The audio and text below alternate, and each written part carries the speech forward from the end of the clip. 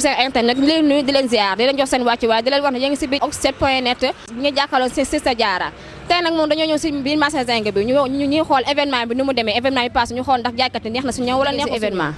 ñu bëggoon xam ndax affaire bi neexoon na wala neexul ak Covid bi ñu jugee. waaw affaire yi sant yàlla bu baax mais nag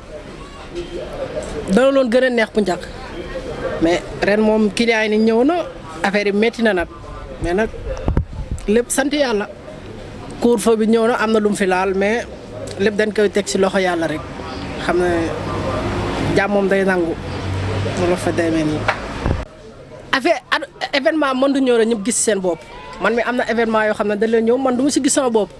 mais ren moom gis naa sama bopp waaw am na ñeneen ñu si gis seen bopp nag. waaw comme par rapport ak yi passé quoi instant bi nii xaw na kii tuuti mais nag sant yàlla parce que situation bi moo demee noonu waaw. neex na si yow neex na sa côté wala. waaw xaw na kii rek sant yàlla daal que par rapport ak yeneen yi nga xam ne ni moo passé parce que situation bi ni mu demee daal nga xam ne Covid bi moom day wàññi lu bari mais am na loo xam ne nii tamit waaw changé na quoi lu bari daal jàngat nañ ko si mais sant yàlla bu baax a baax. waaw sant nañ yàlla bu baax a baax xam nga mbir boo nekkee ci dara doo toog mukk ne neexul. ñu ngi sant yàlla waaye wax dëgg neex yàlla marché bi jamono ji comme dëju liir dara amu fi war ngeen a waxtaanaat rek waa dëkk bi nañ ñu génn gannaaw gars yi muri nañ mesures barrières yi Covid bi dëgg la nekk na fi mais muri na nit ñaa ngi mën a génn di dem ak a dikk na gars yi génn ñëw waa marché bi wéet nañ de sonn nañ trop. waaw léegi événement bi passé Bamba ndax yow da nga see yëg sa bopp wala yëg sa bopp. sant nañ yàlla xam nga déggoo ma de toute façon lu mën a xew dañuy sant yàlla bu neexee dañuy sant bu naqaree dañuy sant. waaye nag liñ naan njàmbaas yàqul sër sénégalais yi nanu génn ñëw dimbali commerçant yi jënd seen marché ni dëkk bi tamit daa war a yëngu war a jax bu jaxee tamit xëy nañu dinañ gis suñu bopp. waa alhamdulilah ñuy sant yàlla bu baax di julliwaat si yonent bi parce que àdduna moom boo si nekkee yàlla di la teg ay nattu rek da ngaa war di sant yàlla bu baax a baax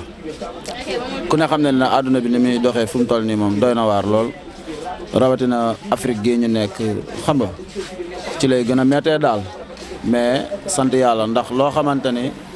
yaa ngi doon dund ci stabilité mu dem ba demee nii ay sant suñu borom waaye ku ne xam na ni mbir yi changé na. moom changé na kay. waaw changé na trop wax dëgg yàlla xaw na metti mais sañu ñoo jàmbat parce que ay jullit lañ mais nag nam daan demee wax dëgg yàlla demeetul noonu te ñun ñii ñëpp daanaka xam nga dañuy jàppale suñuy famille mbir yi xaw na doy waar mais daal sant yàlla boo seetloo man. ak keneen ak keneen ñoo si bokk yam fu mu toll nii moom mbiri ni mu daan demee wax dëgg yàlla demeetul noonu xaw na doy waar. sant yàlla rek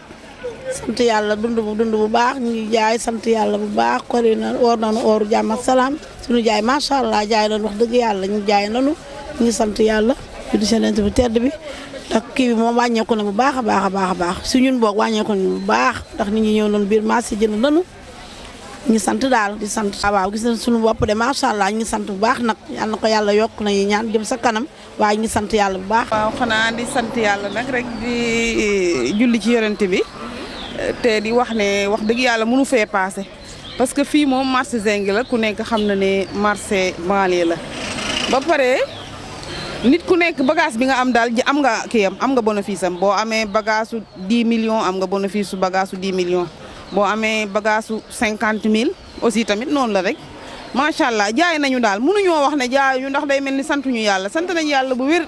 gis nañ ci suñu bopp kontaan nañ ci yéen bu baax a baax waaw.